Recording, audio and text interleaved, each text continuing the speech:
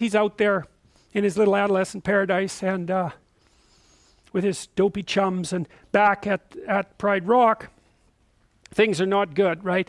Scar, who's arrogant and refuses to learn and who will not establish a reasonable relationship with the females, all he does is tyrannize over them.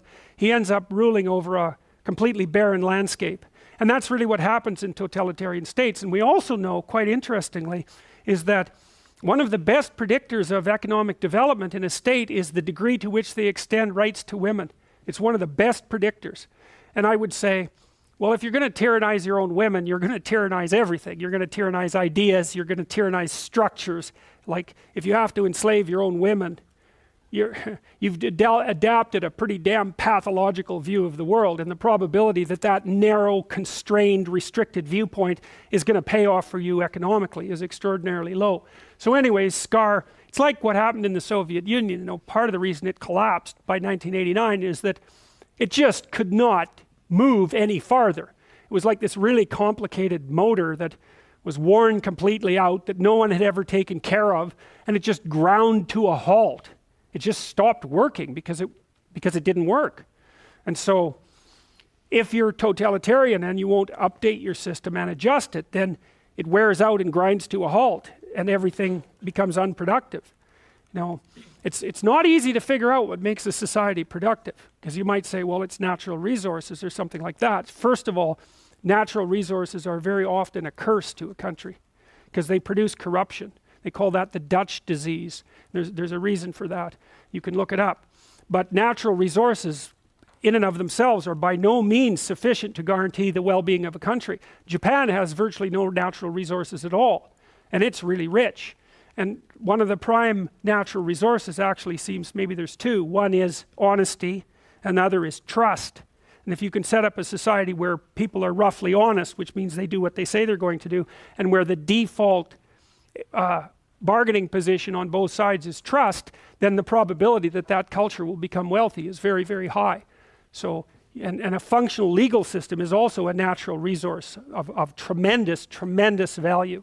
You know, it's partly why people in China, for example, wealthy people in China are dumping their money into the real estate market in North America like mad, because one of the things you do know if you buy real estate in North America is you actually own it.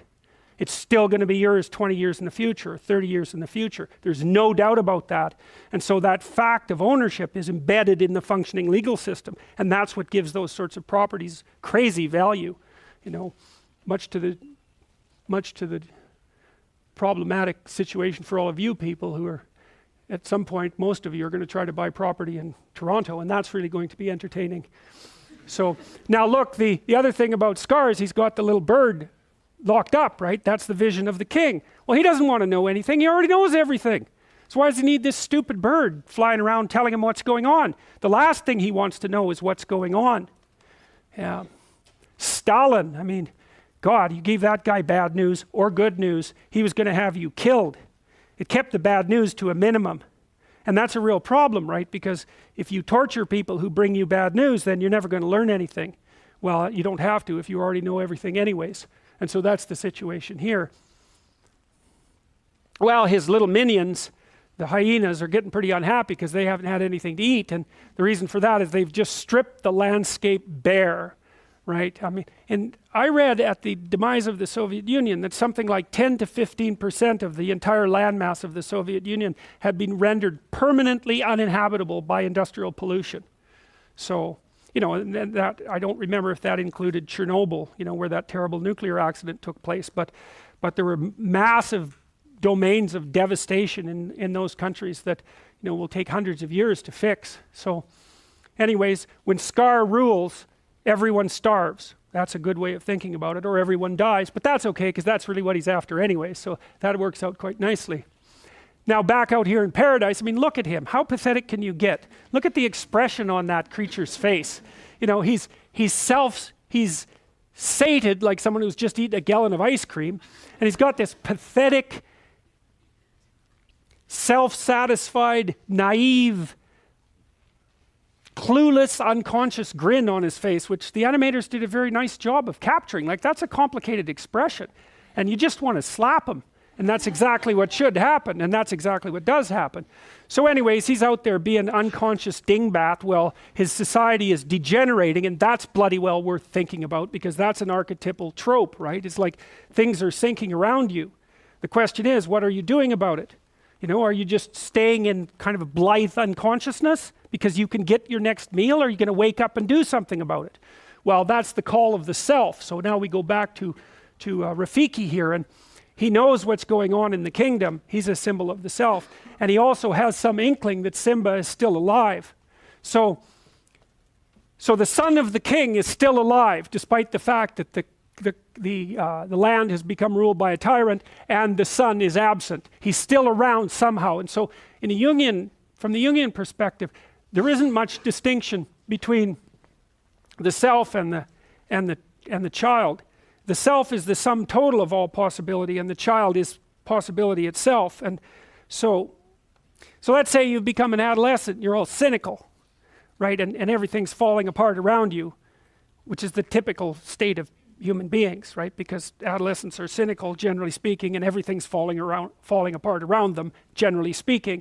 And so what do you have to do in order to do something about that? Well, one is you have to be drawn by the call of wisdom, and the other part is that you have to rediscover that part of yourself that's a childlike part, that's associated with the sun and associated with that early, the early exposure of Simba to the sun. You have to find that again, and then trust that some childlike exploration and a bit of manifestation of faith might get you to the next place.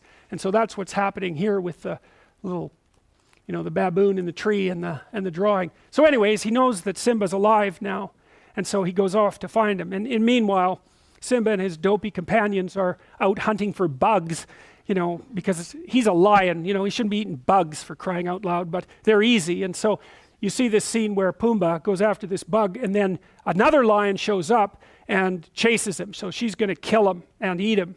And see, that's an interesting thing, because one of the things that happens, I suppose you could think about this, one of the things that happens in late adolescence is that the formation of male gangs is often broken up by the proclivity of one or more members of that gang to get involved in an individual romantic relationship. And so the idea that the female lion is the carnivore, the female is the carnivore that will devour the group, is exactly right. And so what a girl will do often if she's in a relationship with somebody like a young man or an older adolescent is she'll try to separate him from his dopey friends. And no wonder, why wouldn't she do that? Because he does have dopey friends, and it'd be better for him if he could get beyond them. And so anyways, they're pretty freaked out about this. And so then Simba goes out and has a fight with this lion to protect his dopey chums, and I'm sure you don't need any explanation about what that means. And they have this huge fight, and Nala, who it turns out to be, pins him. And so that goes back to the beginning of the story, where when he first encountered her, she pinned him all the time. She's an anima figure, right? And now what she does immediately is shame him. So he's an anima figure in part. She's an anima figure in part because she actually does shame him, right? So she's the gateway to higher consciousness. She makes him self-conscious, and rightly so. But she's also a psychological figure, because imagine that when a young man is establishing a relationship with a young woman, and he's enamored of her, he's falling in love, he projects an ideal onto her, and that ideal is going to be partially fulfilled by the relationship. The degree to which is unspecified, and sometimes it'll collapse completely. But he projects an ideal onto her, because otherwise he wouldn't be attracted to her, and then the ideal judges him. And so that makes him feel all self-conscious and useless, which is useful because he is useless and should feel that way. And so it's part of the impetus to growing up. So, and of course, you need necessity in order to mature you, because to mature is to take on responsibility, and you're not going to feel that impetus unless adopting the responsibility has some sort of payoff. And women tend to mate across and up dominance hierarchies, so they tend to actually like men who are useful. And so if they encounter a man who isn't useful at all, that's exactly what's going to happen. They're going to not be happy about that in the least. And no wonder, and I think the reason for that, it's economic and a biological reason. The reason is that women are in the position of having to take care of infants primarily. And an infant is a very heavy load. And so even a woman who's extraordinarily competent is going to find herself substantially limited in her possibilities if she has an infant. And so then she's looking around for someone who'll pick up part of the load.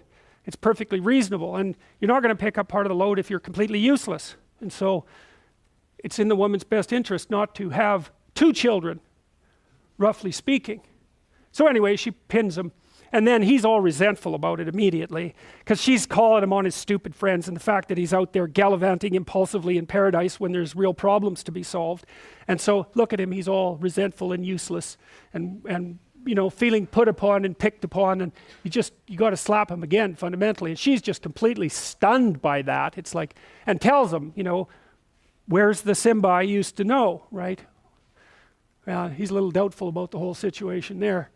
The animators do a very nice job of this part of the movie because one of the things you see is that his eyebrows are always pointing up in the middle, whereas his father's eyebrows were pointing down in the middle. And so that's the difference between this, which is sort of like things are happening to me, and this, which is more like I'm imposing my will on things, and that's an immature face, and the animators capture that brilliantly.